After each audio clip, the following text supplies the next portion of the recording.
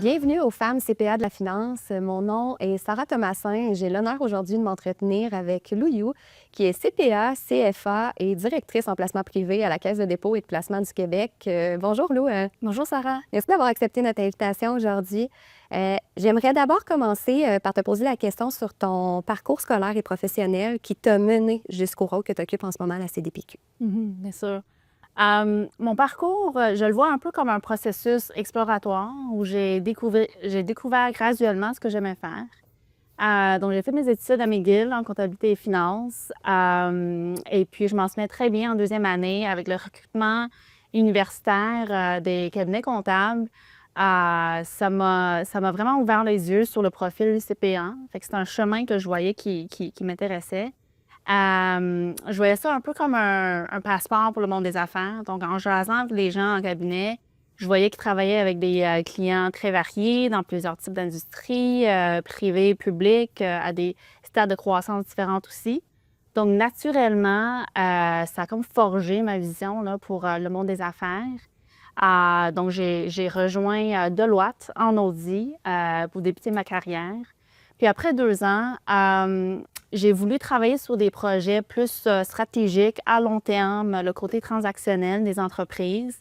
Donc, c'est là que j'ai fait un transfert chez Deloitte en service conseil financier, donc en transactionnel, à Montréal puis à Toronto.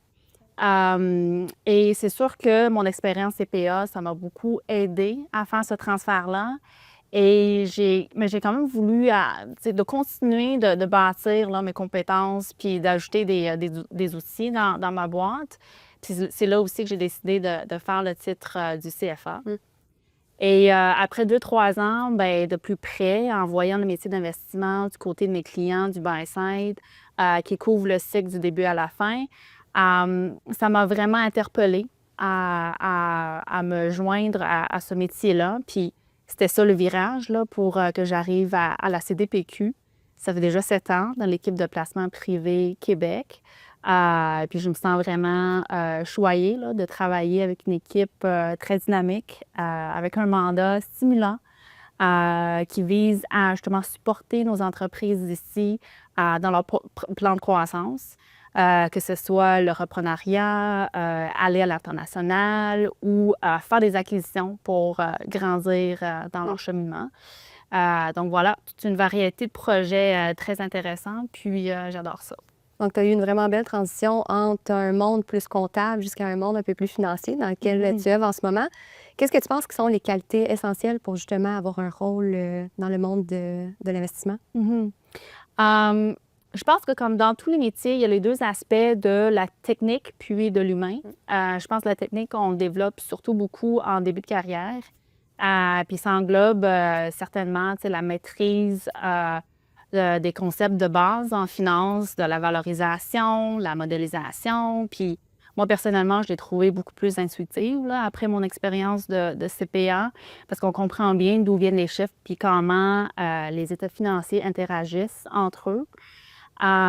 Puis je pense que c'est aussi important de développer un cadre de réflexion pour bâtir un thèse d'investissement. Donc, comment est-ce qu'on veut venir incorporer l'information par rapport au modèle d'affaires, les tendances de l'industrie, le cycle M&A, tout ça, pour finalement avoir la conviction derrière l'idée.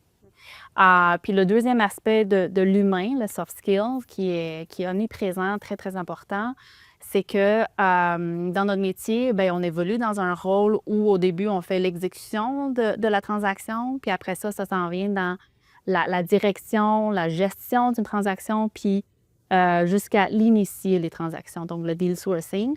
Puis, c'est tout un processus qui prend beaucoup l'alignement des différentes parties prenantes pour que les choses arrivent. Fait qu'on fait appel beaucoup aux habiletés de communication, d'influence, de négociation pour faire arriver les choses. Puis surtout aussi l'art là, de bâtir des relations à long terme.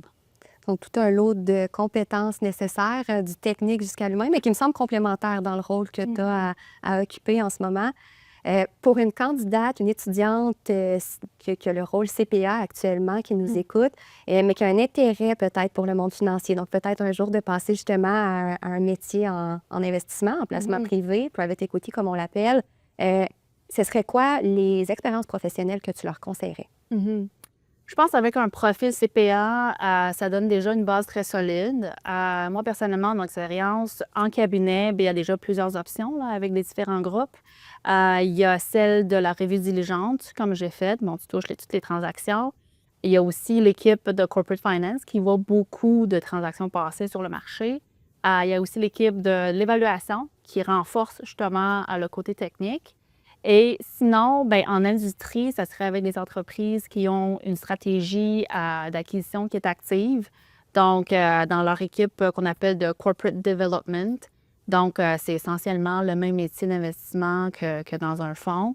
La seule différence, c'est que c'est un angle d'un joueur stratégique dans une industrie donnée versus financier.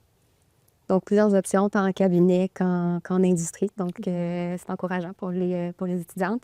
J'aimerais entendre et connaître peut-être ton secret pour maintenir un équilibre entre vie professionnelle et personnelle dans un métier qui me semble exigeant. Donc, ce serait quoi tes trucs et astuces à ce niveau-là? Ouais.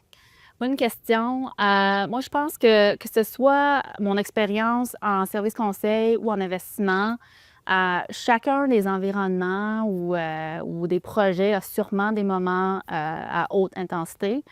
Puis, pour moi, ce qui est important, c'est vraiment de savoir clarifier ses priorités. C'est savoir quand est-ce qu'on doit doubler l'effort pour livrer dans les délais ou quand est-ce qu'on doit dire non ou quand est-ce qu'on doit gérer les attentes des parties prenantes différemment. Puis, par expérience, le plus tôt qu'on le fait, le mieux. Puis, tu sais, plus récemment, avec ma fille de 3 ans, je pense que ça m'aide aussi là, à mettre une démarcation puis priorisation plus claire de ce qu'il faut faire. Puis, je pense que ça amène mon deuxième point qui est important aussi, c'est de savoir comment bâtir puis maintenir son réseau de support. Quand est-ce qu'on peut se fier sur eux, puis quand est-ce qu'on peut en redonner pour avoir une balance dans tout ça. Oui.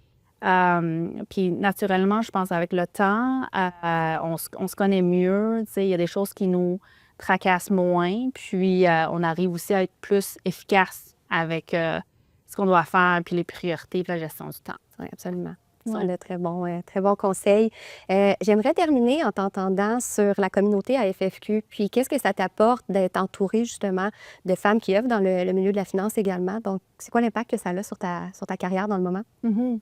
Moi, ça fait à peu près un peu plus d'1 an que je fais partie de l'association, la FFQ. Puis, très rapidement, j'ai pu voir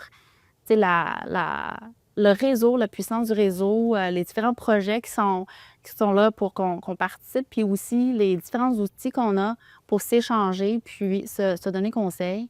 Donc, j'ai fait partie du programme Le Cercle d'enrichissement l'année passée.